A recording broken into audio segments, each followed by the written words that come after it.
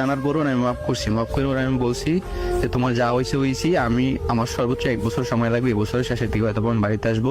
তুমি আল্লাহর দিকে তাকাই, আমার বাচ্চার দিকে তাকাইয়া তুমি আমার বাড়িতে যাও। আমি আসার আগ পর্যন্ত তুমি আমার বাড়ি থেকে যাও না, আর যদি আমি আসার আগ পর্যন্ত তুমি আমার বাড়ি থেকে তোমার বাপের বাড়িতে যাও, তাহলে কিন্তু তোমার আমি ছেড়ে দিবো। ও আমার কি বলে, তুমি যদি আমার ছাই দাও তো এটা আমার পক্ষে সম্ভব না। আপনার বাড়িতে থাকা সম্ভব না? না, সম্ভব না। এই বাবার বাড়িতে থাকবো, এটা এর পক্ষে কোনো সম্ভব না।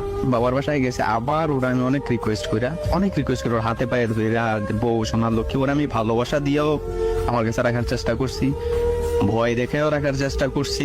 মানে ওরা আমি এমনও বলছি, দেখ তোর কাবিনের টাকা 1.5 লাখ টাকা, এটা আমার 1 মাসের বেতনও না, আমি তো ছাড়িয়ে দিতে পারবো যে কোনো সময়। এইভাবেও চেষ্টা করছি, এইটাও হয় নাই। এখন আমার কাছ থেকে 3 লাখ টাকা দাবি করে, আমার কাবিন 1.5 লাখ টাকা, আমি তোর 3 লাখ টাকা কেন দিব? বলতেছে আমার জীবন নষ্ট করছে। আমি যদি বলি ও আমার জীবনটা নষ্ট করছে। আর একটা সবচেয়ে ইম্পর্টেন্ট কথা বলি, হাজবেন্ডের প্রতি ওয়াইফের যে একটা ভালোবাসা, যে একটা কেয়ার, কোনোদিন আমার জিজ্ঞেস করে না তুমি কেমন আছো, তুমি কি খাইছো, খাওয়া দাওয়া করছো কিনা, তোমার শরীর কেমন। মানে হাজবেন্ডের প্রতি ওয়াইফের যে একটা মায়া, টান, ভালোবাসা, এই জিনিসটা ওর মধ্যে বিন্দু পরিমাণা নাই। আমি হয়তো আপনাকে গুছাইয়ে বলতে পারতেছি না, কারণ আমার মনের মধ্যে অনেক কষ্ট। আমার বাচ্চাটার সাথে আমি 2 মাস যাবত কথা বলতে পারি না। একটা মা কতটা ভালো হইলে সে তার বাচ্চারে তার বাবা সম্পর্কে বলতে পারে, তোমার